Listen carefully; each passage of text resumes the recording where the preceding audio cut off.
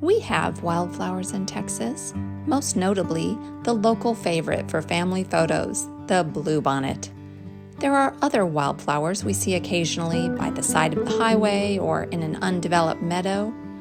But spending the summer in Britain this year, I saw so many flowers. I knew poppies were a thing in Britain, but I'd never seen so many. I saw loads of them this year, and I loved them. We were pleased to discover many fields of wildflowers in our various road trips around Britain, and this video is a compilation of videos that we captured. I'll also give you a peek at 2 huge flower fields that we paid to visit, but the full vlogs of those visits will be in upcoming videos. Make sure you're subscribed so you don't miss them. Now I'm going to stop talking and let you enjoy some pretty music and lovely flowers.